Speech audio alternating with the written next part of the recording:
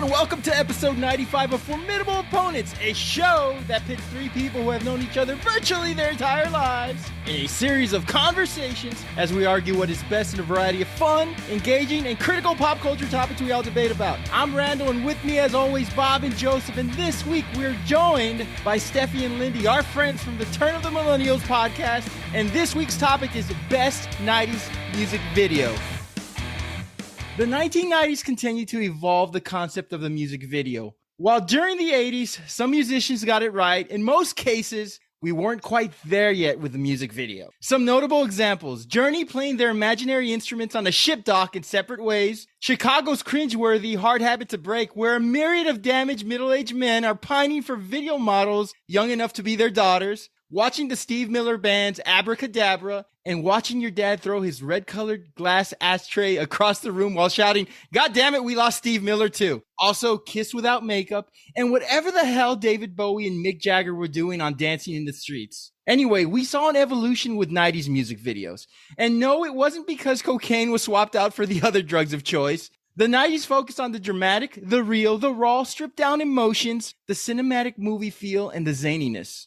An article on youdiscovermusic.com notes that some of the biggest directors of the era provided the second wave of lo-fi realism and retro fetishism that the 90s provided. Directors led by David Fincher, Hype Williams, Jonathan Glazer, Mark Romance, Chris Cunningham, Peter Kerr, Michael Gondry, and most notably Spike Jonze, talents that were given artistic license to create grand-scale short films. The 90s were about transition, bold statements, political stances. It was about the real and the outlandish, and no matter what side of the fence you stood, you were now tasked with creating and elevating experiences for your audience. It was about connecting the emotional to the visual, to the sound, and in that order. Music was the base. Music was important, but the 90s linked it to a more holistic experience where all of our senses were congruent with the product. We were immersed and we were evolved as spectators, and the videos from the previous era were merely visual companions.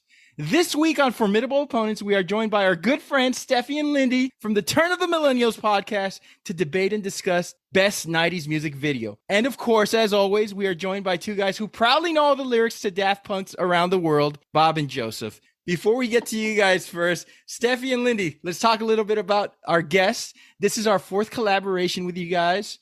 If you haven't checked out their podcast yet, we'll link it in our show notes. You got to check it out. It's for anyone, really, but if you came of age during the Y2K era, and if you experienced everything from T-pain to lower back pain, this podcast is for you. They cover some great pop culture stuff, combining current perspective and retrospective. It's very entertaining. So to our listeners, please check out these episodes we've done together. Best 90s breakup song, 90s movie soundtrack, and worst 90s music videos. So we're running that back and talking best 90s music video. So before we get to that, Stephie and Lindi, how are you guys doing? We're doing great. Thank you. Doing pretty good. Yes. Great to be back again. Always a good time. Welcome, ladies. I always look forward to these. Right? They're always so much fun. They are. So we're glad to have you back. So we're running this back. Last year, we did a worst 90s music video episode. Very popular, very fun. We're going to run it back, and we're going to have as much fun with this one. Bob and Joseph, how are you guys doing? Start work tomorrow, so I'm not too happy about it, but I'm doing pretty good. Everybody's good. I'm good. It's glad to see everybody. How's everybody? How's everybody doing out there in podcast land? We're all doing well. So for the panel, we're going to go ahead and kick it off. We all grew up on MTV and much music in the 90s. Got to remember our Canadian friends. What do 90s music videos mean to you, or what did they mean for you guys? Let's start off with our guest, Stephie, Lindi. What did 90s music videos, what did they mean to you guys? I don't know. I just love shutting myself in my room and just turning on much music and just mindlessly listening to and watching these wonderful, fantastic, and sometimes horrible music videos. Yeah, kind of the same thing. Like, yeah, watching back some of these old videos, I was just like, oh my gosh, they're bringing back such good memories of like just being in your friend's bedroom, watching these videos with your friends, or just, you know, like sleepovers, or just these videos are so good. And I just I love music videos in the 90s. They have a direct link to a memory of mine of like where I was when I first saw the video or heard the song. And I relate it to like friends groups and certain people and things like that. And it's original core memories is almost what they link to nowadays. No, Bobby, yeah, Joseph? I'm with y'all 1,000,000% on that. Yeah, like it's just like a ton of memories sitting around, hanging out with your friends, staying up late and watching music videos. We didn't have phones back then to just sit around and stare at all night till 4 a.m, screwing around. So we watched music videos, we had conversations, and they're definitely linked to a lot of different memories. I loved it. And even the good videos and the bad videos. I mean, I loved them all. We would watch them and stay up late and hope to see as many as we could every other weekend. Seeing the actual video to one of your favorite songs, kind of maybe hearing the song first and then getting to check out the video and hoping that it was real, it was as cool, hoping it made you feel as good as when you first heard the song. I don't know if maybe did anybody ever have an experience where you really loved the song and you thought the video was just like, oh my God, this doesn't work. There were so many times where I found like, especially if their song had like a storyline to it and then it just is the sad, pathetic video and didn't portray this storyline on the music video. And you're like, I wanted to see this as a music video, and you just disappointed me. I totally feel that. Like you mentioned, it's just all on feelings and how Lindi described it as well. Certain feelings that you were either feeling at the time, in personally or whatnot, and how you described it as a core memory of like, fuck, that it was either a great core memory or it was a horrible core memory. And to this day, I'm still like, fucking shit. I remember how pissed off I was when I saw this video because I love this fucking song. What girl was it tied to, Joseph? What girl was it tied to? I know that's why the reason you were mad. Well, have any of you guys ever hated a song and then ended up liking it because of the music video? Yeah, I don't think so. I have. I could say Me right personally, now. no. Weezer say it ain't so. I wasn't a big fan of the song, but I liked the video. I thought the video really drew me to the song. Yeah.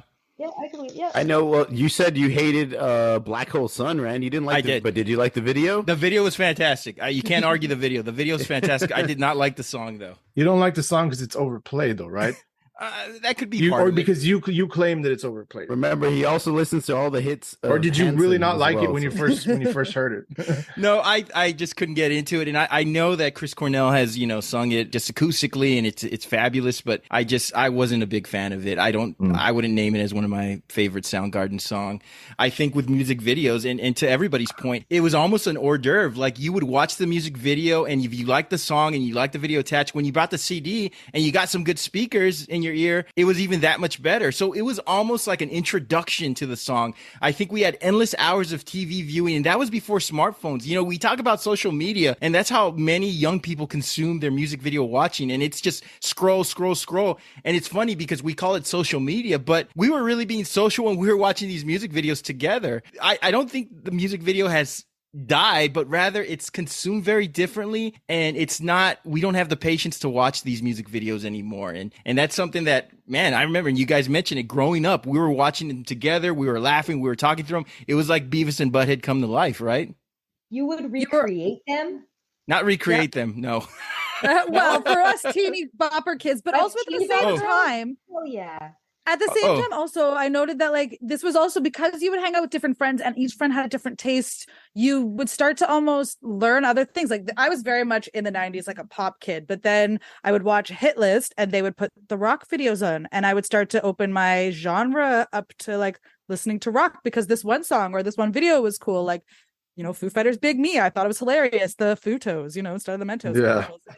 That opened me up. That was like the first like ventures into rock as like kind of a kid. Cause I was like, I don't know how rock. I'm all into pop bands and boy bands. Mine would have been Our Lady Peace and there. Mm-hmm. Yes, Our Lady Peace. Our Lady Peace. No, Superman or Clumsy? Superman's dead, isn't it?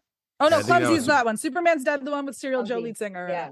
Doesn't matter. They all make me cry. They're all great songs. Lindi, I have to apologize. I thought you were asking me if I recreated them. I can't dance for crap, but you talked about how you would recreate them. That's the point you were making. Right? Okay, tell us a little bit about that recreation. Well, one specific one I remember is because we needed to do a film project for school. So me and Danielle, Steph's sister, we decided to do Britney Spears' Baby One More Time, and we recreated almost the entire video. Something happened. We didn't get to do the gym scenes or anything, so we had to like improvise for that one. But we got like the classroom shot, the dancing down the hall, like fucking choreograph to choreograph, word for word, move to move. It was awesome. That is badass. We need to find that and post it somewhere. I think I might still have it on the video 8. I have 2 video 8s or whatever at home that I don't know what they are. Stephanie, you've been sitting on these for 20 years? Apparently, I have been, yes.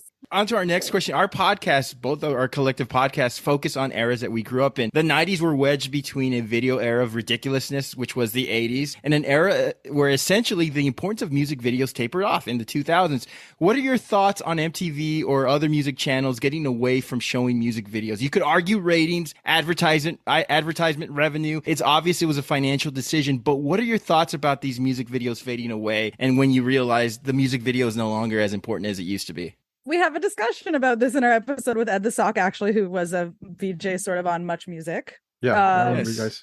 Remember that? Yeah, and I heard Bell that one. Media kind of bought them out and just thought that their people were now stupid, and then they just put on whatever the heck they wanted, essentially. So it was really Bell was the downfall of the music videos in Canada. Yeah, basically, Bell thought that the Much Music demographic audience were all fucking stupid and wouldn't notice or wouldn't care. And that's like Punch Much, which was like a vote in. It only Love played music that. videos, but you could like vote in to like put your music video up. Was up until about I think 2010 or 2011, and then it died, and then that was kind of the end of music videos. I never got tired of music videos, and I don't know anybody that ever that can say that they got tired of. Yeah, I don't know Me anybody. too, yeah. I really don't know anybody, and that will say, "Who gives a shit about music videos?" With MTV and any other music channel, VH1 or whatever you want to, or Much Music or whatever, I think it just all came down to we need to make money off of whatever some other network is doing that's creating a lot of revenue, viewership, whatever you want to call it, The WB. and getting that advertised money. So let's do what they're doing. Let's put shows with young kids or young adults, excuse me, and let's stop showing music videos. I mean, TRL, although it showed music videos, it became more of a Like a snippet. It was a snippet of it. Yeah. Yeah, it was a snippet of a video. Exactly. So it's all on, it just, what was going to make them the most money at the time? Because I don't, like I said, I don't see how anybody gets tired of watching music videos. I blame reality Especially if you grew up with TV. them. I do too, Bob. Expand on that. It's reality TV, dude. That's what killed the music video. I think we did have MTV started expanding with, of course, The Real World, which I loved, by the way. I used to watch the shit out of The Real World until like, yeah, I didn't. You know, I think once I got into college, like it kind of like, they kind of got too crazy. Then there was just more like they would show it a lot more for like just for hits and clicks, like all the crazy shit that they would do, and not just like the real world shit, like the day-to-day shit. I think that overtook from Real World. We had Road Rules, and then we got it was like 16 and Pregnant or some shit like that. Yeah, on MTV, Newlyweds with Jessica. Nick that's when they started going off. and then all those reality TV shows, like they were getting clicks, they were getting views because people like that kind of shit, and the music video just kind of took a back seat, and MTV was not music TV anymore, and it just turned into a big reality TV network, which I definitely resented. Bob, that's exactly what I wrote, because this was an era where reality TV or trash TV was on the rise. Advertisers now knew where their commercial would be played. And not only that, you could accompany these shows with music in the background. So music videos, it's a crapshoot, right? There's no consistency. You might be selling a box of Tide right before a Nirvana video or a Venga Boys video. You don't know that, right? Have you seen Nirvana videos? All their clothes are dirty as fuck, dude. They needed Tide. These videos got so big, and we stopped relating them to a certain level. And TV shows started using these songs, and they sort of won us over because it was people who are our age listening to what we are listening to. It's a quick 22-minute hit. They knew what to expect instead of hours of video watching, not knowing what's going to play and dipping away. You become disinterested by watching video after video, because you might watch 3 or 4 good videos in a row, but then you might get like 3 or 4 bad ones, and you're off that channel for the rest of the day. So they were trying to control channel surfing, and more options were becoming available to us. It was no longer the cable box with 32 channels with a turn knob that you had to turn. It was all these different options. And I think MTV and Much Music were saying, well, what is winning young people over? These dramas, WB. Why don't we do that? Why don't we do reality shows and play music over these shows? Because we could sell music, sell our products, and still make a lot of advertising dollars. Well, look at the OC season 2. Like, they brought in a bar just to specifically have these indie bands play and promote them to the kids. Exactly, the Killers and all of them. I love the OC. Franz Ferdinand was on it. Carolina Live. I love it still to this day. I rewatched it like last month. Loved it. Okay, Even that theme song, you hear it. California. I didn't think like as much as I enjoyed The Real World, like how Bob's mentioned it, I didn't think it was good. I did. Which one? Seattle was a good one. I just didn't think that it was going to be San Francisco. The killer of I didn't think it was going to be the death of MTV. Let me ask you all these questions because I'm the oldest one here, obviously a generation ahead. You are? So let me say this. So I had videos throughout my high school years and college years. You all, by the time you were in high school, the music video was becoming extinct. Were you all getting your music from TV shows and other avenues? Whereas I was like all music video. I discovered Nirvana through MTV, Soundgarden, Alice in Chains. Where were you guys discovering your music? Still got the music video because when you, like you were saying about during the commercial break, or if you had a few music videos where you kind of stopped. For us, if we didn't like what was on Much Music, we went to Much More Music, and if we didn't like what was on Much More Music, we went over to CMT. So we went to like, and then once the Much was rushed out, which was country. Then they had like Much Loud, which was the rock station. So we would like flip over to all of these secondary music stations to just keep trying to watch more music videos. Yeah, we had a lot of avenues. Yeah, and so like, and depending on your friend group, like I know I got introduced to a lot of different music I never probably would have heard if it wasn't for Steph. Yes. I got introduced to a lot of like other different types of genres because of like my sisters and them being older than me and stuff like that. So like mine was broadened by the people I knew, but mostly music videos. And I feel like music videos, even for us in high school, were still pretty okay. It wasn't until like the late end of the 2000s that they were dying. For us, like 2004, they were still great. I still loved watching music. Actually, one of the music videos I was looking at, I was like, that's the video. And I'm like, no, it was made in 2000. Shit, can't do it. Yeah. I think they were still making a lot of when I was in high school, at least, which is probably around the same time, 2003 we graduated.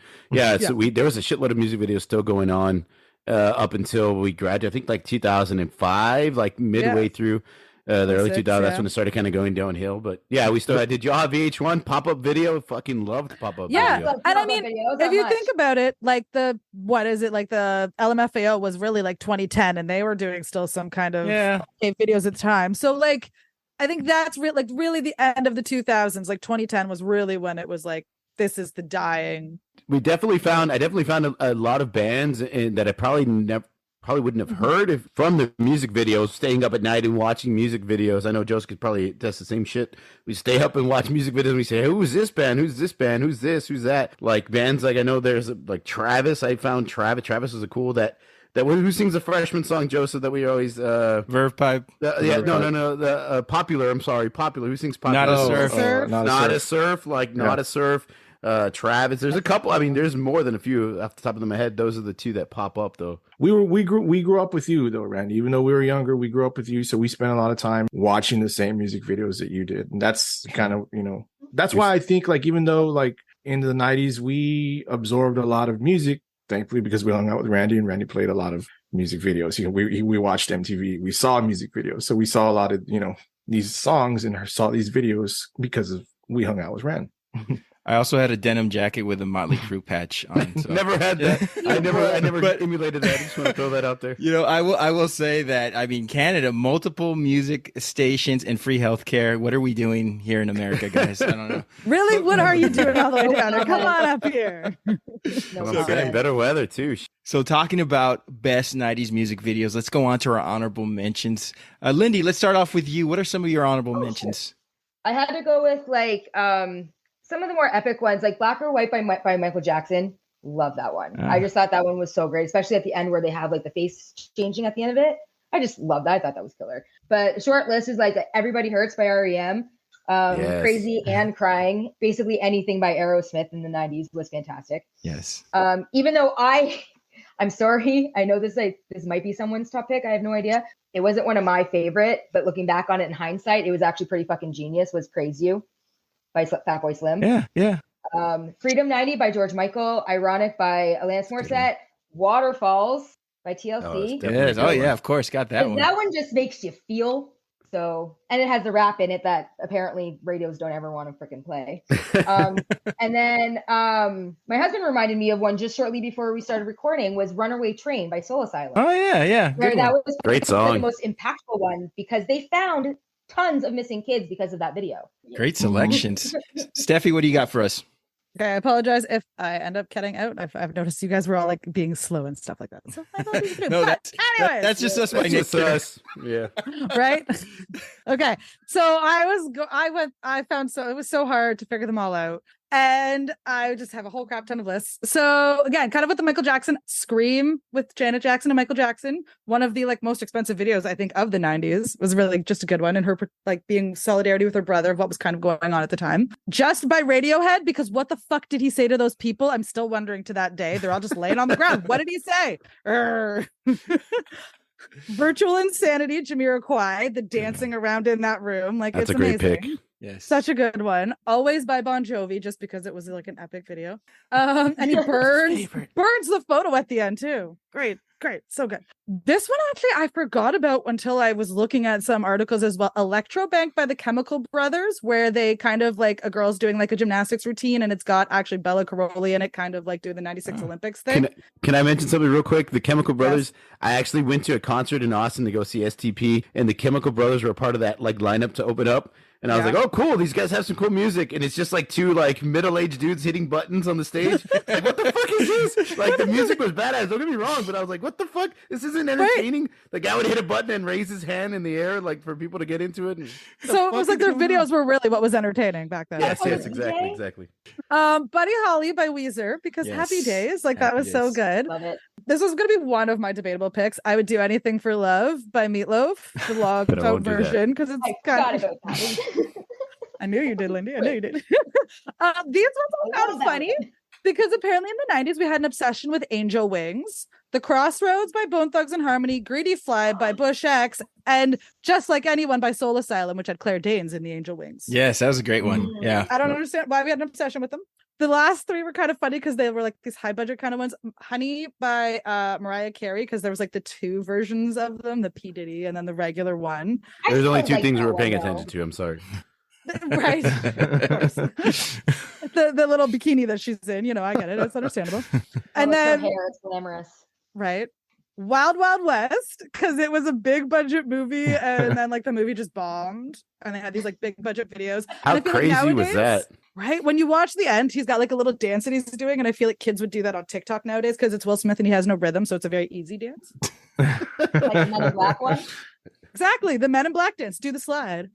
And then my last one was P. Diddy, Come With Me. Kevin actually told me this one, and I was like, that is hilarious. Because he's got the Godzilla and everything, and it's so funny. Oh, yeah, that was on the Godzilla soundtrack. I forgot about that. The Godzilla soundtrack. Led Zeppelin, Yep. And not Godzilla. Yes. Not Godzilla.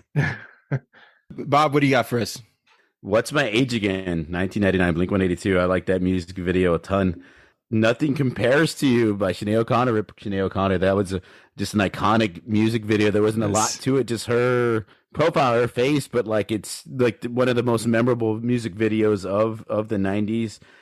Switching Gears, California Love by Tupac and Dr. Dre. Badass, like what's it called? Mad Max. Thunderdome feel to it. I thought that was awesome. I did have Virtual Insanity by Jamiroquai, of course. One of my favorite ones. Makes you want to go run on a treadmill, right? As Smashing Pumpkins, Tonight. I thought that music video was so different for what was going on at the time. I really did love that whole what they did with it. I think it's one of my favorite of the 90s.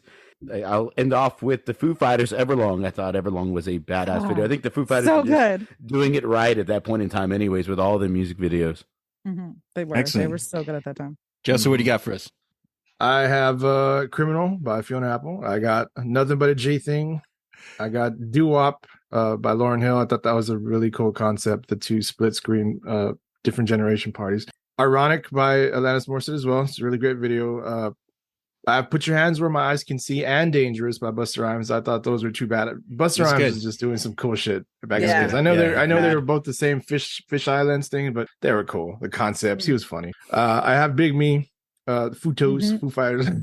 California Love, I had them as well. I actually have 1979 and Tonight. I thought those were two really cool videos by the Smashing Pumpkins. Virtual Insanity, how can you not pick that song? Breathe by The Prodigy. I remember when I first saw that video, I was like, what the fuck is this? Freak on a Leash, The Rain. I have Black Hole Sun as well. And I had Buddy Holly as well. I thought that was really good. And of course, it's one of my, probably the first Green Day song I ever heard. And I really liked the video and I wanted to see it. So I had When I Come Around. I just think it's a cool video. But that's that. What do you got? What do you got, Ren? So I got Foo Fighters, Big Me. I think we all like that video, the Mentos spoof. It's just, it speaks to our generation, right? I did have Blink 182. What's My Age Again? Just a funny video. Any Aerosmith video with Alicia Silverstone. But I will say Crying would be my favorite. California Love, that Mad Max Beyond Thunderdome with Tupac and Dre. Weezer, Buddy Holly, huge Happy Days fan. Virtual Insanity. Now, this is a case where I liked the video, didn't really care for the song, but the video was great. Yeah. I didn't really care for the song. It's okay. I had Karma Police by Radiohead, a wonderful band, Joseph. Don't say you don't like it, Joseph. The video looks like all your Instagram stories. Karma Police is great. Waterfalls by TLC. I wrote Don't Go Chasing Waterfalls on every yearbook I was asked to sign, all 4 of them, including my own. The Rain Super Duper Fly by Missy Elliott. Bob, she used a trash bag jogging suit. It was, the most unhealthy way to lose weight, right? You better make sure you drink water afterwards. You got to stay hydrated. Are you gonna go my way by Lenny Kravitz? Those 2 hot girls in the front row are now at the drop-off line at their children's middle school. I just want to put it out there. Okay. Nirvana, Heart-Shaped Box. I could do without Ode Naked Santa Claus, but it was a great video. Pulp, Common People, Grown Men in Shopping Carts was a thing in the 90s. See also Radiohead. Criminal, Fiona Apple, Not a Surf, Popular, and of course, rounding off with the late great Sinead O'Connor, Nothing Compares to You. When that big teardrop falls, I'm done. That's a great video. So we'll go on to our selections. Bob, we're kicking off with you. What is the best music video of the 90s? Oh, man, I went with the most requested music video of 1994. I picked Crazy by Aerosmith. You have Liv Tyler, you have Alicia Silverstone, man. I mean, do I even need to make an argument? Aerosmith was, during this time with their album, Big Ones was just huge at the time. Their album, I think they won a crap load of Grammys and they hit a ton of awards for their music videos, starting off with Crying with Alicia Silverstone and then Amazing with Alicia Silverstone and then finishing it off with Crazy with Alicia Silverstone. I mean, she was the music video goddess of the 90s. I know that, not to mention they adding in Liv Tyler, who is Steven Tyler's daughter, after one of the producers, not only was it Steven Tyler's daughter, but one of the producers saw her Pantene Pro V shampoo commercial and thought she'd be perfect for the role of the other crazy best friend in that mix of shenanigans that Alicia and Liv get into during the music video. This really did help revive Aerosmith. Aerosmith came out with their album, but at first it wasn't really selling. People weren't calling in to listen to Aerosmith in 1994 when their album first came out. They had to reach a younger audience, that teen audience. Grunge was just becoming a big thing at that time, or was the mainstream thing at the time. So they had to reach a different audience. So what did they do? They found this great young actress that just came out in this crazy movie called Crush. I don't know if y'all ever seen that before. Of course. She's just fucking dynamic and crazy and awesome in that movie. And they brought her in to do Crying, and that music video just, pushed Aerosmith through the roof again. Again, they were back to being crazy popular. I actually own this CD and this album because of the music videos. Like, it got me into the music. My dad was a huge Aerosmith fan, Rats in the Cellar and all the old school stuff. He couldn't believe that I was buying an Aerosmith album in 1994 or whenever it was. So it's pretty crazy. If you watch the music video, I love it because it's just like, it reminds me of scenes from a movie. Like, if they got these scenes from a movie, like if this song was for a soundtrack, it would have made a lot of sense to me. It was really greatly shot. Like I said, it reminded me of a movie, and you got these 2 actresses who later became superstars. And this was probably the catalyst for that. Alicia Silverstone 1 year later went on to do Clueless, which was like probably one of the biggest movies of the 90s. And of course, Liv Tyler went on to a lot of great, fantastic movies, and both of them had excellent careers. So this one stands out to me as one of the best. It's one of the most memorable, and it was greatly shot, and it launched 2 of the youngest superstars and actresses launched their careers. So what do y'all think about it? Steffi, we'll start with you. As if. All love Alicia Silverstone, obviously. Like Clueless, yes. She was like her staple of the 90s. Like, everyone wanted to let her be here. And I actually was like, it was one of the ones I debated on as well. It was one of thought of it on my honorable mentions as well. It is a pretty good video. You can't deny it. Like I said, I remember like this video back in the day. And I also remember it on Pop-Up Video. Like, they did their version of it as well. And it's It's pretty good. Can't deny it. And like, I even wrote down on my notes when I was doing mine about this, I'm like, every teen boy's fantasy back then. Liv Tyler, Alicia Silverstone together, and then when she's like jumping out of and like her skirts hopping up, like every guy's dream in the 90s. Like, I get it. Lindy, what do you got on this video? Well, I mean, what else can I say? But this was definitely one that I did not turn away from. When it came on, I definitely had to watch it, sung along to it. I loved it. The stripper scene, hilarious. Loved Alicia Silverstone in that suit, like with the hat, and then Liv just mimicking her dad from on stage, like the way he holds the microphone and stuff. Like she does the kick and he does the kick, and they do the comparison and everything. Yeah, cool shots and stuff. I love that. Can't forget the very end where, the guy leaves his running tractor to jump into their car. And just magically spells out crazy. I love it. But yeah, no, this is definitely one of my favorite videos from the 90s for sure. Definitely got my attention. Definitely turned me on to Aerosmith as well. When my parents already had though, but. Joseph, your thoughts? Really good song. Yeah, I'll kind of just add to what both the girls said. Yeah, as a 11, 12-year-old, you were in love. Yeah. I mean, you're seeing two pretty girls and doing crazy things, occasional shots, without a shirt. I mean, come on. I mean, yeah, how does it not have your attention? Really great song. Yes, of course, obviously. The video, I do like. It's a fun concept. We don't know much other than two best friends, I guess. Just saying, yeah, let's get the fuck out of here and let's go live our lives, and go be free and whatnot and have a good time. Believe, what was it? He before this, he hadn't claimed her, or he wasn't sure it was his daughter. And then he was like, no, wait a minute, that is my daughter. Yeah, like it was just around this time she found out like, you seen the legs on her? Have you seen my legs? Same thing, same person. They have the same jaw, like they're the same mouth. Jesus Christ, man. Jesus. Well, she thought Todd Rundgren was her father for the longest time, and then it was shown that like no paternity tests needed because they look the same. I mean, she's 100%, Steven Tyler's daughter. Yeah, and I mean, I understand why it was requested, I guess. I mean, the two beautiful women, like I said, I already mentioned that. But yeah, just a lot of fun, great song. I think this is an instance where the song and the video match kind of just about perfectly, I guess. So it was a perfect little combination of both. And I know we're supposed to look at the video more so than anything, but of course the song's got to have kind of some feel to it, like we discussed earlier.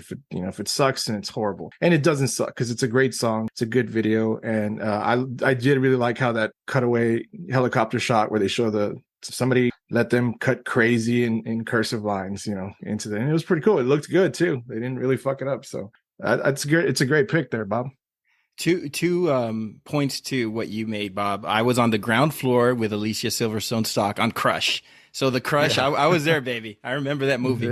I also, dude, isn't it like holy shit, dude? Yeah. Holy shit! They can't make that. They can't make that today. Carrie Elways, they can't do that today. I will say, I remember your father when I was burning CDs. Your dad said, "I need you to burn me a CD."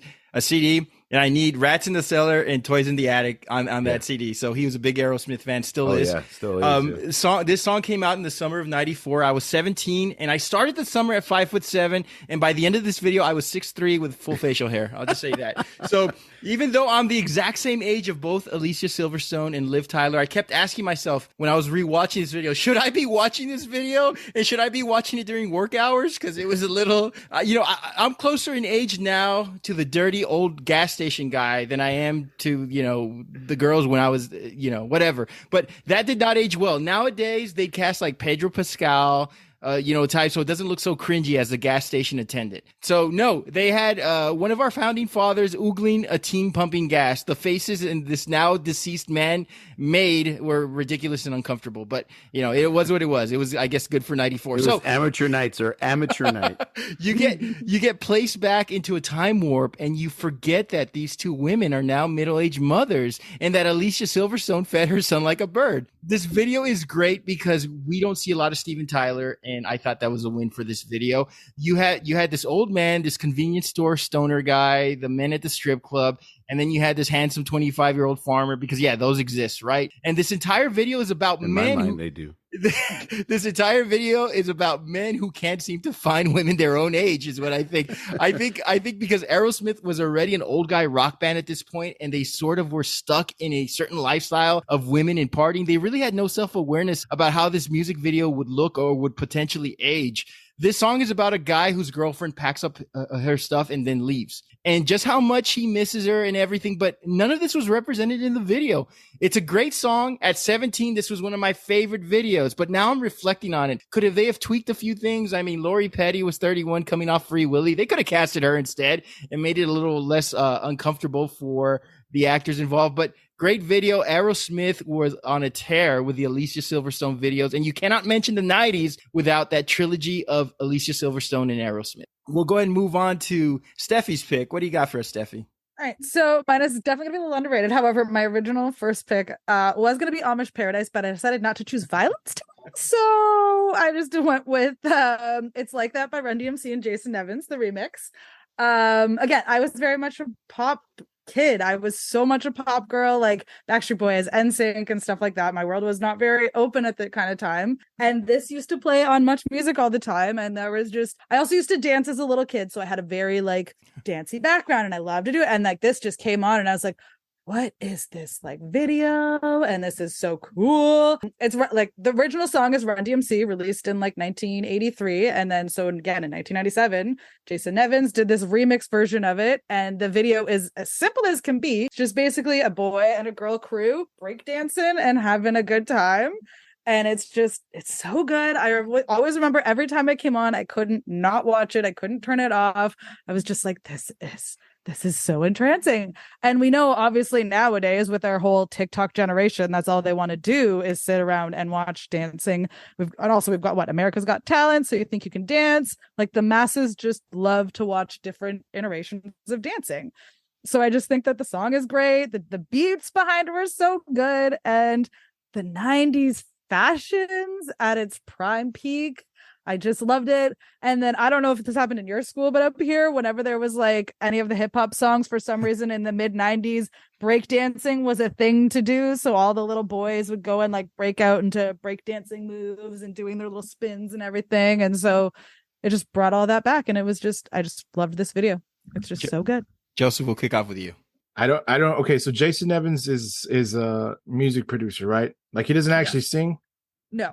Okay, so yeah, because I was when I watched it, I had never heard the song, so I'll come at it from that. I'd never heard the song, but or I don't recall ever hearing this Run DMC song. But I was listening to it, and I was like, okay, so this is okay. So and I just kept hearing and mostly the Run DMC lyrics, and I was like, okay, is this a remake, or did he do a song with this person, or what's going on? And they showed some clips of them, like some clips from an old video, and I'm like, okay, so that's when I was like, okay, this is just like some kind of a remix, because they're not going to appear in this video, which I thought would have been cool, because like I was like, are they going to show up? Because I keep hearing them sing, and I'm like, are they going to randomly show up in a car, like in the, because it looks like they're in a parking structure, right? Doing this dance off. I was like, please let the car show up and let them pop, come out and do some kind of, like dancing or whatever, get them going. What was the other selection you said you almost went with? Oh, Amish Paradise by Weird. Amish Paradise. That would have been that would have been a little I mean, it would have been funny. I would have thought about that. I was laughing. I don't have too much of an opinion other than I thought the song was cool. I thought it was a cool little mix. Like I said, I just was hoping to see Run DMC because they were the ones singing it.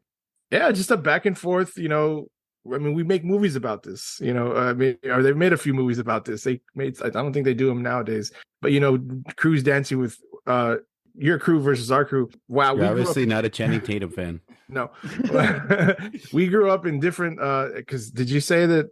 I thought I heard you say that your crew, that y'all would do this when y'all were growing up. Is this? Oh yeah, like at the school dances. If ever like a hip hop song came up, specifically, like I remember Rosa Parks as well by Outkast would be one of the big ones that they would definitely like. And the crews would come out. Break dance. Oh maybe I didn't pay attention to the school dances, or I wasn't there. But this is two different areas of the world that we live in. Because Joseph was scoffing underneath the bleachers, waiting for It Smells Like Teen Spirit to come. Yeah, probably.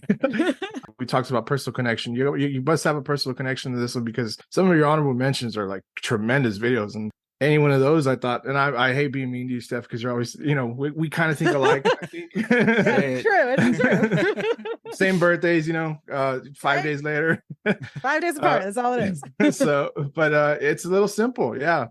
I'll go next on this. I think this song is amazing. It's timeless. It's a remix of the 1983 Run DMC classic. It's like that. This was an era where a lot of 80s music was being remixed into dance club hits. You had Total Eclipse of the Heart by Nicki French. You had Van Halen's Jump, which was remixed by Armin van Buuren. And this was mostly a terrible, terrible trend, but this song helped to rebound that. Out of all the videos selected, this was the one I had watched the least, or the one that I was least familiar with, but I do remember it. I searched on YouTube and I missed like the first 30 seconds because I couldn't tell where the advertisement for Sprite ended and this video began. So I'm always a sucker for music videos where the white person is about to dance and everyone's laughing at him, but he's like the best dancer in the music video. And that seemed to be a consistent 90s video trope.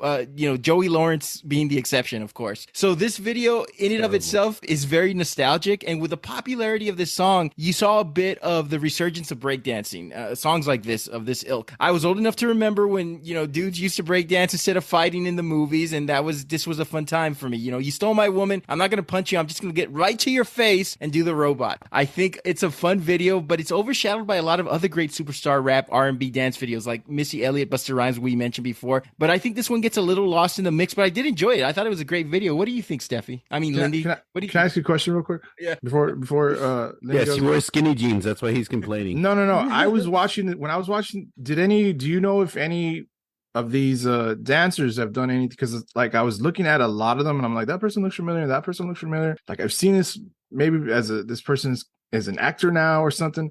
A lot of them looked familiar. So I was wondering if you know of any of seen them again.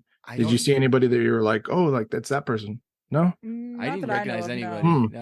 No. I did like the ending though, all the nodding. Quit trying to soften up the blow, Joseph. You already said you hated it. Quit trying to say it. So I nice. really like. All right, fine, whatever. Fuck off. Lindy, what do you think of this video? I basically felt the same way about it that Steph did. It was one of my favorite videos, which is unusual because I don't generally like this type of music, which is one of those ones that like I probably didn't like the song at first, but then saw the music video and absolutely loved it. I love that it was like the guys against the girls.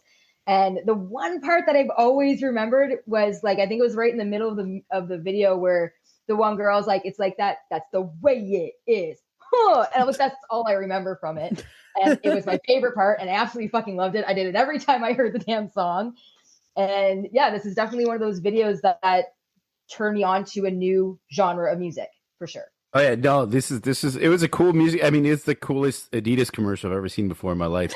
I like the break dancing and everything. It's probably the one music video that we've chosen out of all our picks that actually made you want to get up and like dance or move or something. You know what I mean? A lot of the music videos you watch, they're just crazy. They get you like you get lost in it and you're just sitting there staring and like getting lost in the music in the video. This one actually like it's an upbeat song that makes you like happy and smile. Maybe want to dance. I was actually watching the music videos earlier and my daughter was there like doing her own thing and she was like dancing around and moving around because of this song that she had never heard before in her life. So I get how Joseph can say it's a little plain because it's just break dancing and there was no like crazy elements to it or anything. A lot of people were using a lot of like movie elements, like again with Crazy or a lot of the music videos that we saw.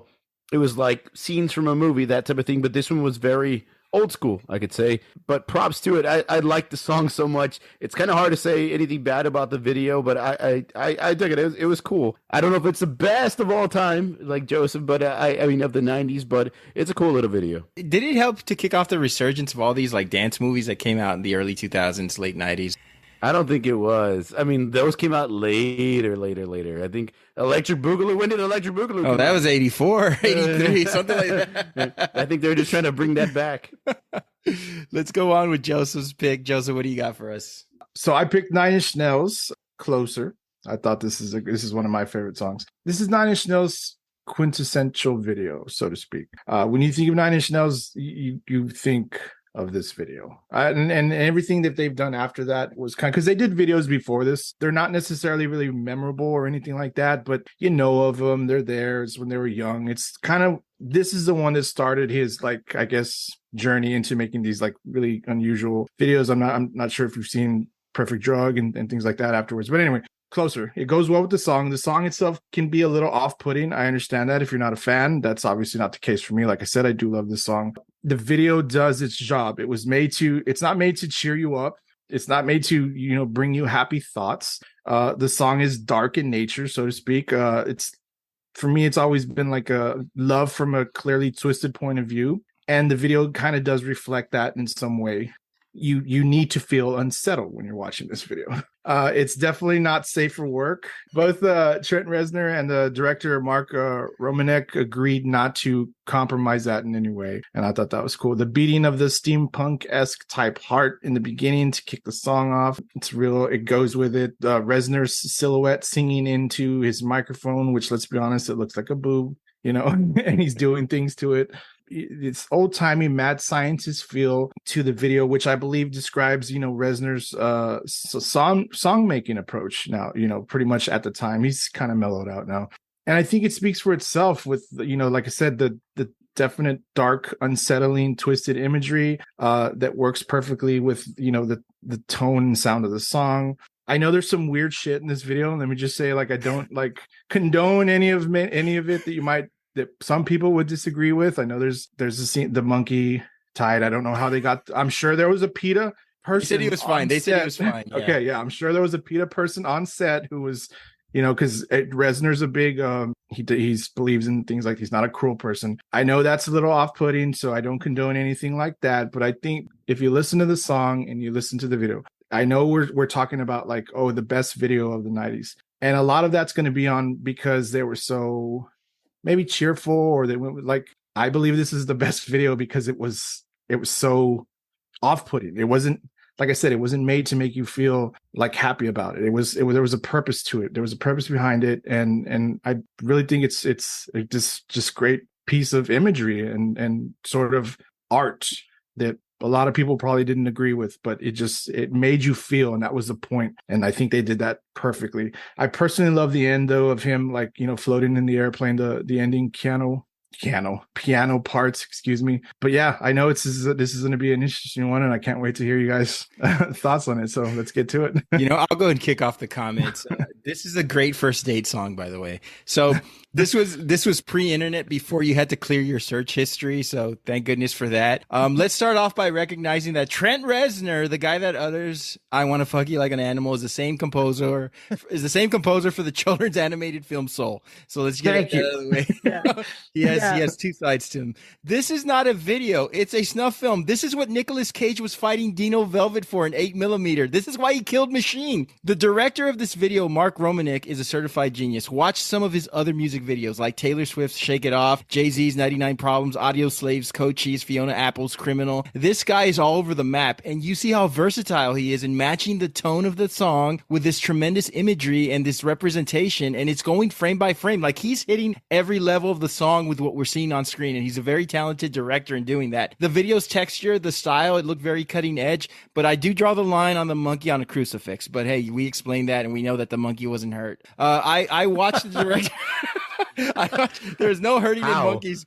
I watched the director's cut with even more footage of dead farm animals, and I can no longer walk into an Outback Steakhouse. I will say that. But this was a very popular club song. You liar. This was a great late night dark dance club song. I spent many a night in the corner holding my low carb light beer, watching others dancing seductively to it. I will say that. I would not expect anything less from you, Joseph. Of course, you're going to pick a nightmarish horror video with a good beat. I think this video really is a landmark in regards to introducing an aspect of fetishism, bondage and dark tones in music video. No kink shaming. It was made. Other bands, liked it. Other fans liked it. Bands were saying it's okay to do crazy shit. Some people like being tied and whipped. Trent Reznor is cool, and he does everything to the utmost perfection. And I also think "You Bring Me Closer to Dog" would be a great pet store name. That's just me. Steffi, what do you think? To me, Lindy, this is definitely abstract. That's all this song brings to me. It's a club that was the goth club of KW. Every time you walked into that, the song played there no matter what. So as soon as I hear it, that definitely brings me back to that for sure. Weird. It was a weird, creepy place. Again, same thing in the video. I just watched it and I was like, this is so weird. Because I feel like when it came out, again, I was still very poppy. I was still not into the whole Nine Inch Nails. And I think it was actually too much for much, as they called it. It was a little spectacle of videos that were too much, like they couldn't play them during like the daytime hours. Yeah. So they would call them too much for much and play them like after like 9, 10, 11 o'clock at night. And I feel like this was one of those videos. So I think they did something similar to that in the US. I think like at night you could see a different version. Yeah, you see a totally different version. And so for me, like I feel like this one for me was definitely like, I think I was one of the first or second times watching it because I don't remember watching it a lot as a kid. The only reference I ever had remembrance to from this song as a little kid was my sister loved Weird Al, and they did the alternative polka, and he had this as part of one of the polka. My first intro to this Nine Inch Nails song. But yeah, it was definitely weird, definitely creepy, definitely hit all of the vibes. I was definitely not prepared to see boobs at first either, and I was like, oh, this is where we're at right now. Okay, sounds good. I'm going on a journey today. Yeah, exactly. Like I said, it's you'd expect nothing less from Joseph. Halloween creepy weirdness. Lindi, your thoughts? Okay, I'm going to preface this by echoing Steph. I was a teeny bopper at this age, and I was not a fan of Nine Inch Nails. And again, only saw it on like the After Dark stuff. I remember seeing this video maybe twice, and the second it got to the monkey, I turned it off. Sorry, not watching it. And that was me then. So when I saw it on the list, I kind of was like, oh, Joseph. So I watched it. Didn't hate the song. The song was actually pretty good. I enjoyed the song. Mm-hmm. However, it took a lot for me to watch this video. It was creative. I'll give it that.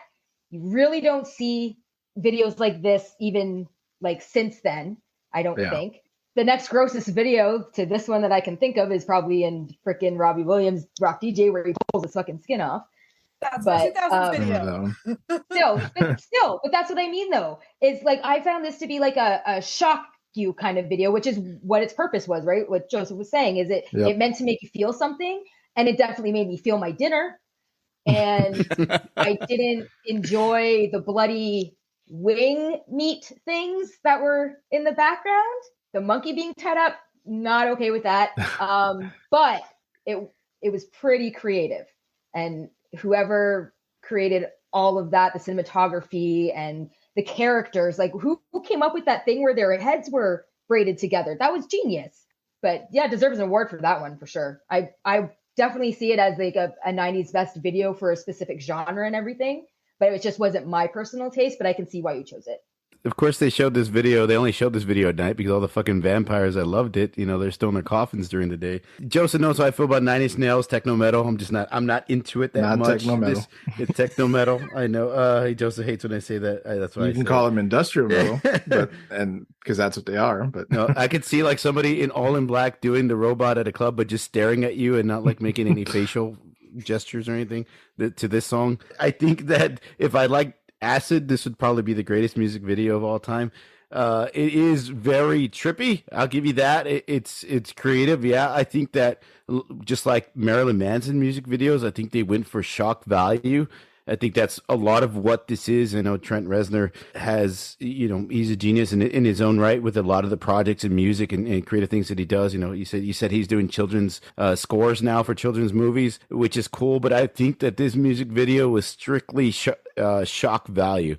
Like, I don't think that it was, they're like, what can we put in there that will fuck with people, though? Have people talking about this music video. I don't know. Let's bring in a monkey. Let's show this, fucked up shit that they have in there. So I think that it's a crazy video. I think it's a shock value video, but I don't know if I could say it's the best music video of the 90s, but it's definitely one that you remember. I'll leave it at that.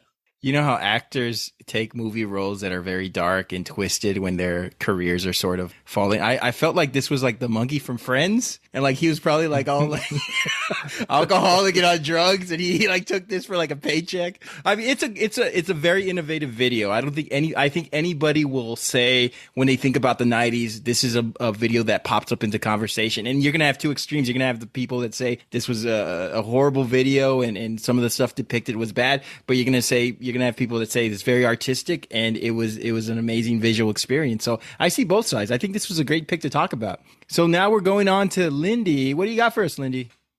Okay, so I know that this has been, my choice is somewhat cliche. Like, I'll give you that. But I chose November Rain by Guns N' Roses because, I was 9 when this song came out. And when I saw this video for the first time, it's like we were talking about earlier. It's a visceral memory for me. I can remember where in my living room I was standing. I remember what I was wearing when I saw this video for the first time, and I absolutely fucking loved it, and I still love it today. I loved it because of the way it made me feel. It intrigued me. The cinematography of it was ridiculous. I loved the entire look of it, the lighting and the shadow casting, the color play, especially the blue jacket at the reception that he was wearing, the red roses landing on the black coffin at the end as they leak through the rain. When Slash comes out of the chapel and does that sick solo with the helicopter flying around, and that was just epic. And it's just something that I absolutely remember from my childhood, and I've never really forgotten that. And this video introduced me to more of Guns N' Roses, who was huge at the time, and they led me into other bands, kind of like Metallica and AC/DC, and of course my dad introduced me to those as well. But this was more of the stepping stone into liking different genre other than whatever it was I was listening to at 9 years old. I don't remember, to be honest. Probably Teeny Bopper. I do love the story that it shows, because it picks up from where Don't Cry left off with the bride in the video. Her name is Stephanie, like in real life. And in the video for Don't Cry, she saves him from himself. And then in this one, it's implied that she unalives herself, but I don't actually know if that's true. It's just what I've read in some articles. If any of you guys have other theories, I'd love to hear them.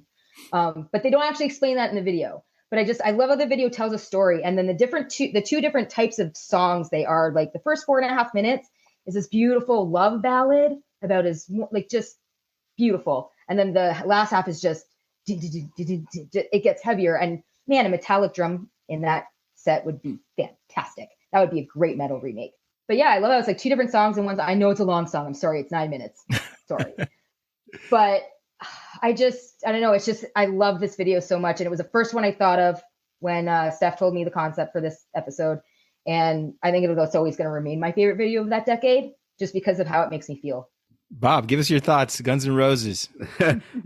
Before I start, this is one of my favorite music videos and songs from Guns N' Roses. But I have a couple of questions. Okay, why was Axl dressed like a fucking pirate during the wedding? I didn't understand that. Was there like a theme going on? I didn't see any other eye patches or anything like that. I didn't get the fucking Beauty and the Beast outfit at all. Wear. Oh, okay. I mean, I saw that from the blue sports coat, sparkly blue sports coat later on, but the ruffled shirt and I didn't get that at all. And two, why was Slash so mad that Axl was getting married? He like walked out all pissed off and started playing a solo with his shirt off. It just, I was like, what the fuck? Why are you so mad? Is it like a Yoko and John Lennon thing or what? I didn't understand why Slash seemed so sad and so depressed that Axl was getting married. Maybe he was in on that chick too, or he was in love with that girl. I'm agreeing with you. This is probably the greatest guitar solo in a music video of the 90s. It's just killer. Having Slash, which I think he's one of the top guitarists of all time, but in the 90s specifically, I mean, probably the greatest guitarist of the 90s. Him jamming out that epic solo in that epic scene in front of the church. I mean, awesome, amazing stuff. I loved that you said that it was a long video, but the song was long and it transitions and it changes with the piano, with the guitar, with them getting like a little bit louder and the guitar solo and the piano as well. I love this song. I love the music video. This is a great pick. There's just those two things that bothered me: the outfit and then like Slash being so depressed and distraught that Axl was getting married. But how can you tell he's mad? You can never see his face. But he walked out in the middle of the ceremony. It wasn't over yet. He just walks right out. Everybody's sitting down like, where the fuck's Slash going? I agree with you, Bob, because now that answers the question of why was he missing the ring? Because he was probably trying to hide it so Axl wouldn't get married. So Duff had the ring. Duff had the ring wearing his black leather gloves. He was wearing a ring on top of his... Because they're bros. Joseph, what do you think about this song video? Well, you guys know, I think, but I don't think the girls know. So I'm not the biggest fan of Guns N' Roses, but this song, it's not bad. It's not bad, obviously, because I don't like when Axl goes into his high pitched voice. So he sings most of this, so it works for me. But you want to talk about like the definition of like in the 80s, they made power ballads. This is what you really mean by a power ballad. Like, I mean, it's like how you described it. It's two songs, the two epic, the ending conclusion with the whole symphony and all that. I mean, power ballad. That's what this is. Beautifully shot, a great, story over. I think it picks up from the previous one, so you don't see so it's just the whole wedding thing, the whole party, and it's just to do a scene where is, if not the best or one of the best of all time, definitely at the time greatest guitar players ever. So why not give him his own shot where he's standing in front of a church and you got a helicopter camera flying around him while he's doing it. I mean, it's so big, and his guitar playing in this song is so crucial to the song that you got to give him his moment. It's a cool story. It's like how you say, it's like watching an opera live, I guess, so to speak. Hearing the music and seeing it play out in front of you, it could be like it's a live play, except it's a video, to be honest. And like you said, it's just really well shot. I think the cinematography is great. I know that's not something we really talk about on this podcast, but it worked perfectly. The story, the song, where this is that combination where the song and the video work well together. Who cares that it's what was it, a 9-minute video? I think that's what she said. Yeah. Who cares?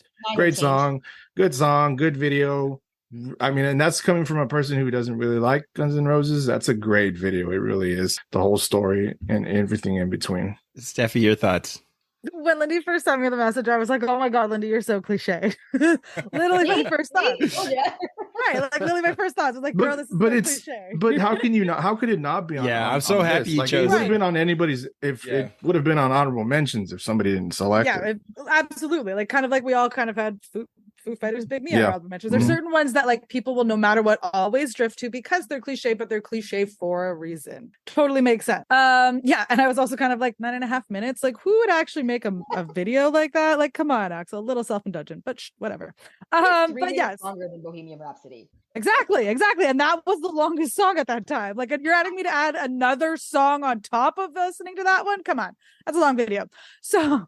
But yeah, after going back and watching it again, now, because I think it's been a little bit of time since I've watched it, because like I said, music videos have died. You can't just turn on the TV and watch a music video now. So yeah, after watching it after a few years, I was like, okay, it is not bad. It is pretty good. And as everyone said, also the Slash in the desert, just seeing badass in front of the church. But can we also talk about how he stands on top of the piano and plays as well, as the song is ending, basically just I'm a badass standing on a piano, just playing my guitar in his now canceled Pepe Le Pew t-shirt.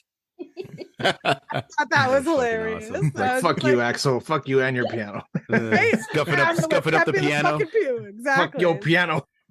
Right? It was just. So yes, I do see why it is, like I said, it's a big rock opera, the difference in the changes, and even it is cliches are cliches for a reason, because they are good. They are, most people can see why they are the way they are. They are seek value. And yeah, it's pretty good. What did she die from though? Broken heart, Joseph. Yeah, broken heart. Okay. It's been theorized in the video that she unalives herself. And I just had a thought that, because I was always curious as to why when they showed her in the coffin, she had that mirror thing that goes over half of her face. Yeah. What if the other side of her face shows what happened? Which is why she's got the mirror thing. I've always wondered that. It's Slash's guitar solo blew her fucking mind. That's why. Is there a video after this one that might explain it? Probably. I did not look that far. Well, Mr. Brownstone, right, Ryan? My bad. Sorry. Pretty tied up, maybe. So 9 minutes and 16 seconds. This is not a music video. It's a limited run miniseries, okay? First of all, no church is going to let Axl Rose get married there. Even the guy that played the priest, he had this look on his face like, I'd rather be working on an exorcism. So I love how it starts off with classical theater with an orchestra, as if Axl Rose isn't the same guy who has kicked his fans in the face or threatened to piss on the audience. We're supposed to believe he's refined now. He's a good guy now. Axl's bride's wedding dress, Stephanie Seymour. I mean, come on. Is that dress allowed in church? You have to closely shave when you wear that dress. I'm not talking about your legs. Anyway, I love how Axl Rose's wedding suit looks like something out of Michael Jackson's music videos. Like he would play like Mike. It's like something Michael Jackson would make his chef wear like during omelet day or something. I don't know. After all the wedding stuff, we cut to GNR being rock stars again. More smoke in the bar than your grandma's living room, right? They're having a good time. They're living it up. And then we go back to the wedding. I love how in the cutaways, the warm faces are celebrating the nuptials as if Axel wasn't going to have sex with some groupie in Indianapolis like 2 weeks later or whatever. Like, he's a changed guy now. Okay, so all of this, and we're not even halfway through the video. Slash's outdoor solo in front of the church is, I think, the best shot of the entire video. I think that's the coolest part. I love when Axel and his bride get in the car and she has this look of instant regret on her face. She's sitting there thinking, what have I done? I could have had Kenny Loggins. You know, the wedding reception happens. Ricky Rackman is there for some reason. It rains and people are just crashing into cakes and tables. Did we really need that guy to dive into that cake? Like, he had so much space and he decides to fuck up the wedding. This is metal, sir. This is what hard rock is. It's symbolism. Then Axel decides, this is too happy. I want to act. I want to be the focus. We're a rock band. We're too damn happy. The bride dies. So does my hopes for this video. But I did love the beginning of it. I thought the end was a little too, I don't know. I think Axel and his collaborators were trying to be a little... I think they watched a lot of maybe Queen, or they were listening to a lot of, Meatloaf and those type of music, acts. And they thought we could do something like that, but we could rock it out and we could make sure to have this big display. And, to Guns N' Roses' credit, they were the biggest rock band at the time, arguably, right? This was right when the grunge era was about to kick off. But I do like the music video, even though it was very long. That wasn't the problem. The problem was that Guns N' Roses really took us for a loop by portraying, what they weren't. And I just thought it was funny. But I mean, it's a great music video. You have to mention November Rain when you talk about 90s music videos. I remember the first time I watched it, I was just like, okay, what the hell did she die? Because I thought it was something at the wedding, like, oh, did somebody hit her when everybody was running to get covered? Did she struck by lightning? Did she fall and hit her head? Like, how did we get to a funeral? So I guess that would have been that really is my only knock to it. Is like, I would have liked a little more explanation on it, because it's such a good little story all the way up. So what you're saying is you wanted a longer video. Is that what you're saying, Joseph? I wanted a longer video. Should have been another 2 minutes. So many questions.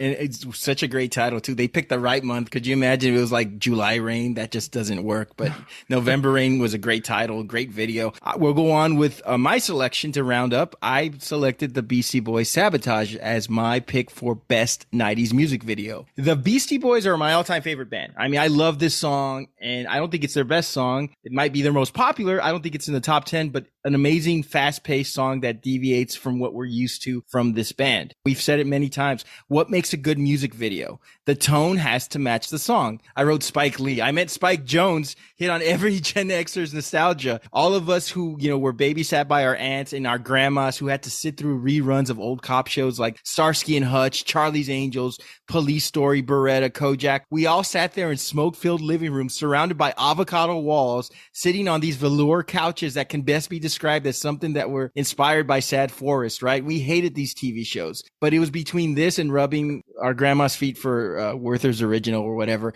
I take the cop shows all the time, tears streaming down my face, praying that Jim Rockford would stop talking and just kill the bad guys. Anyway, the best part of the cop shows were the intros, because all of the montages of the best action sequences were at the start of the introductions, and they were always set to fun hyper music. The Beastie Boys and Spike Jones took the best part of 70s exploitation cop shows, where, by the way, the bad guys were always unfairly minorities. And, by the way, thank you, Fast and the Furious franchise, for flipping the script and making things right. This took the concept of the cheesiness that it came with it, and it made it cool. It looks like a bunch of friends filming something for a local film race, but it works. The names were fantastic. I mean, you can't go wrong with Sir Stuart Wallace, Nathan Wynn, Vic Colfari, Alessandro Allegre, and of course, Fred Kelly as Bunny. Such great names. We praised these gritty cop show dramas so much 2 decades previously, because everybody knew Kung Fu. Everybody knew how to fight. There were these ridiculous foot chases, car chases, trying to race against the clock, hard-nosed, no-nonsense, damaged detectives, right? Real cops, right? Hard-nosed. But Beastie Boys and Spike Jones encapsulated a decade of a genre in 3 minutes and 3 seconds. It was fun. It was fast-paced. It was brilliant. And it was a perfect fit for the perfect song. I love it. What do y'all think? We'll start off with you, Lindy. Well, I'll also preface this by saying, back in the day, and that's time, I was not a Beastie Boys fan. Again, teeny bopper. Surprise, surprise, right? So I do remember this video though. I remember it from when I was a teenager and stuff. And it wasn't something, I didn't hate it, but it wasn't one of my favorite, but I did watch it. I thought it was funny. To me, it's kind of like they're running around their video camera, jumping off of things and going parkour, parkour, like just like running. I got that. Like some teenagers like filming a movie or something for like their film club or something in school. I do like the Beastie Boys now. However, this song will always forever for me for the last 10 years will be known as Zabcatage, not sabotage. Just saying. I Met Your Mother reference? No? Okay. Joseph knows. But yeah, no, I absolutely agree with everything that you said. Like the names were hilarious. The intros were so funny. And everything about this video just seemed really fun to make it, which translated to it being fun to watch.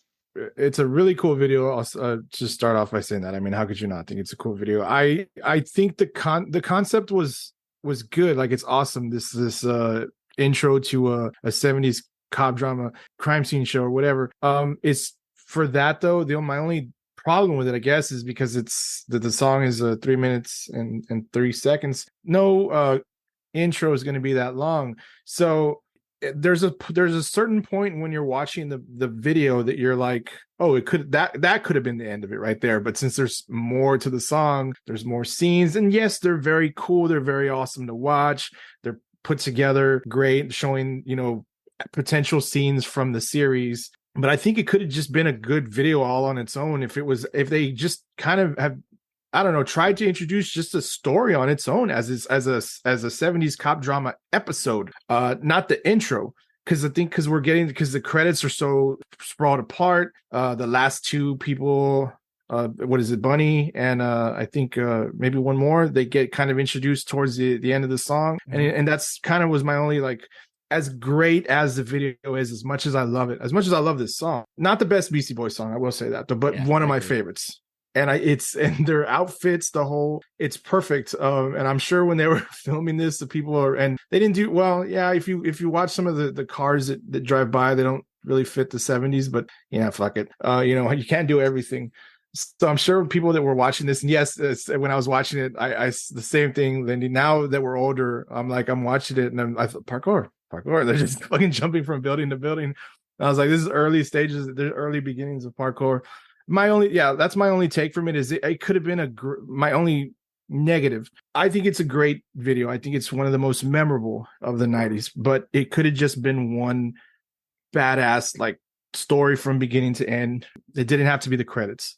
A lot of guerrilla filming was done. Good point. No monkeys were harmed though, like 9 Inch Nails. Anyway, Stephie, what are your thoughts?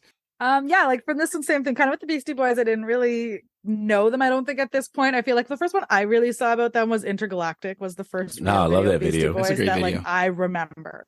So this one, I don't know if I remember from a kid, but watching it now, like, I did notice at the very beginning, the first few scenes were very like jump cutty, like say maybe in the same parkour vein, like it was very jumpy and like cutting scene, cut scene, very jump cuts.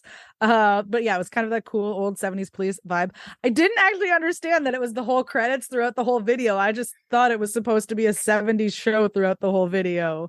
So clearly that's where I didn't notice the difference there. I was just like, why are people's credits names showing up so late in the end? This doesn't make, I'm confused. So silly me. But yeah, it was, it's fun. It's silly. You could tell that they were having a good time just making the video. And, that always makes for a fun video. Like Lindy said with the Praise You, I know she wasn't her one, but like that video is one of those where they just like, they're having fun. So you think that just becomes a good video because you see the joy in the people's faces they're having. And it's fun. A little cheesy, but it's fun. Bob?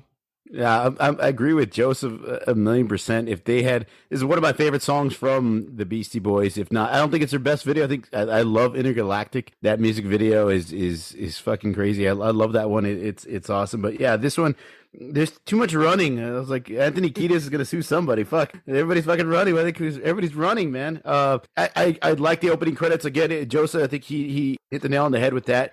If they had created some kind of storyline, like not just introduce the characters, but have them, go through a flow of something like one crime that happened and seeing the crime that happening, seeing them, chase the guy, finally catching the guy, and that's the way it ended. Some kind of story arc there would have been perfect. I think it would have made the video like absolute. But like you said, it's one long opening credit scene.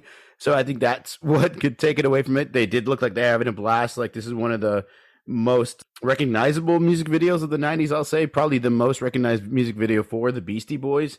during that time. So I think this is it's a great fucking pick. One of my favorite songs, one of my favorite videos from the 90s. But yeah, if they had done something like that, like what Josie's saying, creating that story arc, I think that would have it would have been perfect. It would have been perfect. Let me ask Joe. So you're saying that November Rain should have been longer, but Sabotage's music video should have been shorter? Well, if they wanted to go with this, because there's that spot in the song where like they go for the break and then the yeah, we wouldn't have that great bass line, Joseph. Yeah, I know it's a great bass line, but that's where your credits ends. Like, but this song is so perfect. Like, this could have just been one long chase scene. Sorry, I live in the hood. Yeah, you're right on time during Sabotage. He's like, I live in the hood. There's a police station. Yeah. There's like a flower shop. And like a Burger King. If this was just one long action chase cut scene, whatever you want to like, think of chase scenes in movies, and this, because this song is perfect for all of them, even to this day. Just that's my only thing, is it like for credits, like the credits should have been shorter because no actual TV show intro is that long, but it on its own as a long, just epic chase scene, so perfect. Like, it would have been like 10 times better. But I love this video, and it's just a nitpick thing to it, I guess, if you want to call it that. It's just me being me. I don't know. I mean, they just played on all like 70s cop show stereotypes. They did like the but they could have done a long like 70s cop show chasing, and I think it would have been perfect. Like the heated rookie, the donuts, and they did they threw everything on there just to make it fun. Let's go on rookie. Let's go on to our closing questions, you guys. Is there an artist whose songs you enjoyed but they got shortchanged with their music videos? Like anyone that you hope for more or better videos from? Like I think of Metallica. I don't remember like a memorable Metallica video Until in the 90s. Sleeps. Until It Sleeps, bro. King Nothing. Hero of the Day, pretty much everything that they made from the Load album. They're bad albums. Until It Sleeps was a great music video. Yes. I mean, the couple of the other ones, they could be hit or miss. I know in the Reload album when they had it's that one, Joseph, where they're fucking spinning in the room. Memory Remains. That was a good video. Yeah, that was a good video. But I think Until It Sleeps was like the really big MTV music video of that album. Yeah, that was a great video. What about you guys, Stephie and Lindi? Any bands that we didn't get to see a good video from, some of the artists that we liked? Probably all the ones we chose for the 90s worst music videos. Right? I honestly, like, I can't think of like really any off the top of my head, because like I love bad, so I don't think I could give a good opinion about it because I love bad stuff. I love horrible videos. I love awful things. I'm weird. It is what it is. And they're more fun to talk about because you can point at all the flaws. Like now we're talking about videos that were classics and directed by some of the biggest movie directors, that are working today. Spike Jonze, Fincher, we got a lot of these guys who graduated from making these smaller movies, these videos, to now making huge movies that we celebrate now. What are your last thoughts on 90s music videos, guys? Well, when you think back about the time? Best time for music and music videos, man. If the artist you like wants to make a music video, I just helped recently. I helped one of my favorite bands wanted to do a music video, and they wanted to do an epic music video, so they kickstarted, and I pitched into that. They've just actually recently released that, and I thought it was cool as fuck. If the band wants to, if the singer, the artist, the band wants to do that, then they don't always get the backing from a label unless you're like Taylor Swift or something. That's what I thought of. Yeah. So we're not going to see that anymore, and that's why it's important. It was very important. One, if you didn't know what they look like, you got to see them. If you may not have got a chance to see them live and in person, so that was your next best thing, seeing a music video, seeing them perform it. So it was very, very important, and it's sadly a lost art form. I wish that somebody would just, I wish musicians would pull together and like, what, we're going to bring back a music video channel. We're going to own it. It's an artist music video channel owned by artists, and we're going to play all our music videos. But I mean, that's kind of YouTube now, basically. For me, it's just the memories that they come with. Whenever I see a music video that was released in the 90s when I was a kid, I can just remember the times I had with my friends when we listened to it or watched it, or where I was again, like the first time I saw it. Yeah, they definitely don't make them like they used to. But going back to like not being able to, if you never saw your favorite band live, I loved the era where they were making just their footage from their concerts into their music videos. so you could see what their concerts were about without having to go, or if you could or couldn't or whatever, which I really do love that. Like, I have a collection of live concerts from a ton of bands across several genres. And I still watch them to this day because I mean, why wouldn't you? You just relive it, especially if you were able to go to one of their concerts, you can relive it on those. Also, on the other side, like if it was a movie that you wanted to watch, you get to see like little snippets from the movie and the music video, or even like a star might show up from the movie and the music video, make an appearance. Like there was always this crossover between the mediums of maybe a movie and the music, or the music and, you know, whatever artists or things that were kind of going on in pop culture in that time. And it was, they're just a lost medium, and it's just so sad because, like, even now I've watched a few videos of the artists that I kind of listen to now, and you're just like, I miss doing this as a kid. Like, you watch them on YouTube and you're just like, man, I miss doing this for just hours and just throwing them on in the background, and just whether you're doing your chores or whether you're actually just hanging out with people, just having these in the background, and then you're just like, oh my God, look who's in this music video, look who's there, look who's that, oh my God, like, there's just something about them that just brings you back to a simpler time as well. Like everybody's been saying, the nostalgia factor is there. I miss the days of staying up all night just to wait for that one music video to come on. It wasn't so instant. We didn't have the YouTube, like we could just pop on YouTube and click in whichever music video we want to hear at the time. We had to sit around and wait and hope that it played before you passed out on your couch, right? While you're staying up till 4 a.m. for that one music video to come on. We still we still celebrate this way, right, Joseph? We get togethers on Saturday nights, we barbecue and we drink beer and we have like a game on or a fight on. But once that's over, the music videos come on the TV. We go to YouTube and we type in music videos, 90s grunge, 80s rock, whatever we're in the mood for. And we watch music videos all night, and that's what we do. Thankfully, we still kept the tradition alive. I don't like it. We saw this the other day with the filter video for Where Do We Go From Here? Like, I don't even recall seeing that video. I knew that song and I liked that song. And I didn't know they had a video for it, and it came on through the playlist, and I was like, oh, "This is so fucking cool!" Like, I mean, it's just. I wish people still had those feelings. I guess I don't know. Maybe it's because we are as old as we are. Don't say we're old, fucker. Don't say we're I said as old as we are. I'll say this, and I said it at the beginning, the era of mindlessly watching music videos has shifted from our TVs to our phones, but now they're just shorter versions. They're social media. They're mixed in with skits. They're mixed in with, bad acting.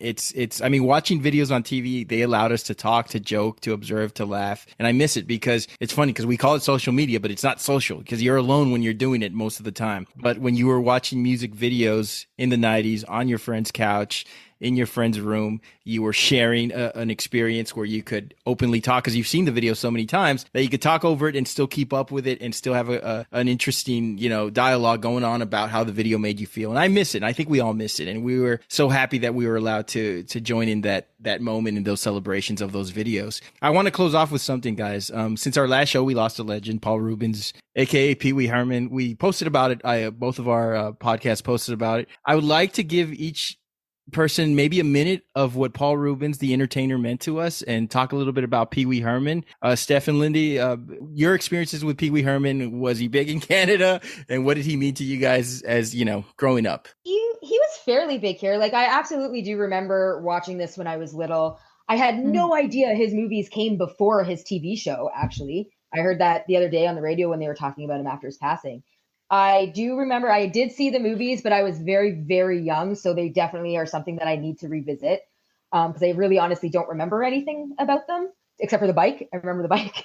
But I apologize to all Paul Reubens fans out there and Pee Wee Herman fans, but the role I remember him most from is from Buffy the Vampire Slayer. Oh, yeah. He's the best vampire ever. He took forever to die. He made his dying scene just the funniest part of the movie. That is why I watched that movie. I sit through the entire movie with Frank to watch his death scene because it's so funny. And he's just a legend lost to. Yeah, I feel like Pee Wee Herman's Playhouse. I remember it being on TV, but it was like definitely not on for too long. I don't think. I don't remember watching it too much. We were born a little bit later than to really possibly. Yeah. This is probably really hits me the most, right? Yeah. I mean, but I do remember it. Like, he's been in so many movies. I think was he one of the police officers in Matilda or something like that? I believe. Yes. He was. Yes, agent, yeah. So like you just remember from all these like little bit parts throughout the years, and like everyone we're losing. It seems like a lot of people are lost this year, but it's just so sad when you lose someone. It was very sad because I thought about watching Pee Wee's Playhouse for so many years, watching that a lot. I remember episodes vividly. I remember scenes in each episode. I remember watching Pee Wee's Big Adventure over and over. I had pajamas. I had Pee Wee Herman pajamas. I would try to find a picture as a kid. I know I'm wearing them. I think you know that, Randy. I remember you Pee Wee Herman pajamas. Yes, yes. That's adorable. That was last week. Please find that picture. And it was, yeah, and then even watching like some episodes of Pee Wee's Playhouse recently still made me laugh. To kids today, it's they'd probably find it stupid, but I don't know, we're different. So, and they still made me laugh. They still yeah, I was watching them and I had a smile on my face. So it's very sad. It really was, because I know how much time I spent laughing at that individual, the Pee Wee Herman character, and it's, you know, the person that played him. So, Bob. Yeah. 1,000,000% too. It's an extremely sad moment from our childhood, losing somebody like that. We actually went on a little run right last night, Joseph, watching Pee Wee's Playhouse replays. We were watching them. We actually found a lot of the shows on YouTube, and the kids were watching it with us. They're like excited to see it. My daughter absolutely loved it. She loved the screaming with the secret word. The secret word of the day. Oh man, the ice cream soup, all the characters and everything. Absolutely loved it. Brought back a lot of great memories. We watched Pee Wee's Big Adventure last night too, and man, that's Tim Burton directing it. I didn't realize that. I mean, I realize that now. I'm older, but I didn't realize that Tim Burton was a director of Pee Wee's Big Adventure, and I could see it in the scenes and the freak out with the clowns and all that shit. Like, such a great underrated movie. The way it's shot, it's definitely Tim Burton. It's definitely Beetlejuice. You know what I mean? Before Beetlejuice, it's Batman. Before Batman, so. It's such a great movie and throwback, and he was such a funny dude.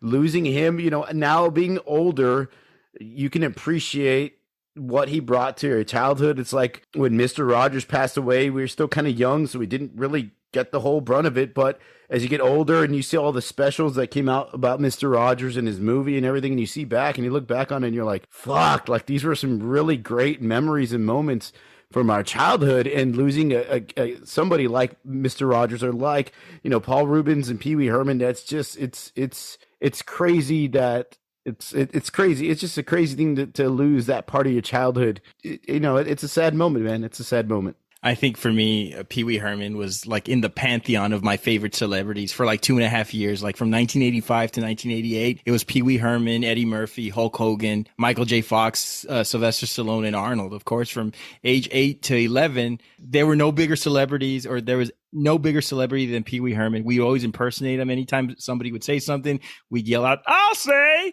You know, we copied his jokes. You know, the moments that we cherish. Watching the HBO on location showing of the Pee Wee Herman show in 1981, I remember being 4 or 5 years old, and that's where I discovered him. And I thought, who was this crazy man-child? He was fantastic, and he just kept us laughing. Obviously, you know, Pee Wee's Big Adventure and Pee Wee's Playhouse were huge. I remember renting Pee Wee Herman's Big Adventure and watching it 3 times in one day because I was so amazed by it. Watching it again at school where the kids were going ape shit when we were watching the film together. You know, in 3rd grade, we were taking school photos, and the photographer would call us by celebrity names, like, "Hey, black and white." Tom, yeah, by like the old like smoke light and everything. It used to blow out. You know, names like Tom Cruise. The photographer would call us Madonna, and you know, and a buddy in front of the line said, "Hey, when this guy goes up and he points to me, call him Pee Wee Herman." And that was like one of the greatest, you know, thrills of my life at the time. Like, oh, the photographer called me Pee Wee Herman because I was such a big fan. And in 9th grade, I remember being in school suspension, and I could take a book with me, and I took a Pee Wee Herman book so I could read about his like biography. So I just remember, you know, everything about him. I was a huge fan. Today, I watched Pee Wee's Holiday on Netflix. It's been out since 2016, but I never watched it. And although the magic wasn't quite there from the 80s, I was still completely captivated by this person, who he was as a comedy hero to me. And the first thing I started to understand was how funny he really was, and what a genius and influence that is still being felt. Like, you watch kids shows now like Bluey or Peppa Pig, and they have adult humor mixed in these shows to keep the adults interested and keep the kids watching. And I think that's a big influence from Pee Wee Herman because he perfected that for our generation. And I think a lot of these filmmakers of cartoons and that use these sort of adult humors, you could even say SpongeBob or whatever, I think they all garnered all these ideas from Pee Wee Herman, and that's why we loved him, and that's why we miss him, and he was fantastic. So thank you all so much for joining us today. And that's our show, everyone. Listeners, we'd love to hear from you. Hit us up and let us know what your favorite 90s music video is. Most importantly, let us know what you think about the show. You may reach us at formidableopponents@gmail.com. Follow us on all forms of social media. Please follow our friends, Turn of the Millennials. You can find them on Instagram. You can find them on their website, and let them know that you appreciate their show as well as ours. And we want to thank Creative Little Pill for her great artwork. Please follow her on Instagram at Creative Little Pill. Please rate and review our show on Apple and Spotify. Join us next episode. We'll be back in 2 weeks, taking the week to get the kids ready for the first day of school. So we'll be back the following week, and we'll have a fun show ready for you. Stephie, Lindi, thank you all so much for joining us. And before we leave, any episodes you want to push or let us know what's coming up on your show? Yeah, next one. Our next one will be the part 2 of our summer movies, which is when we talk about like all the movies that are based in summer. I think we're focusing more on sport movies. A little bit more, and I think we also didn't bring up like I know what you did last summer. Oh yeah. We have a lot more summer-based movies to go over. So yeah, excellent. Yeah. So it'll be a good one. A little bit of sport movie, a little bit of summertime movie. It'll be good fun. Excellent. So please be on the lookout for that, everybody. Listen to their podcast. They're wonderful. So for Stephie, Lindi, Bob, and Joseph, this is Randall. We'll see you all next time. Good night, Canada. Yeah.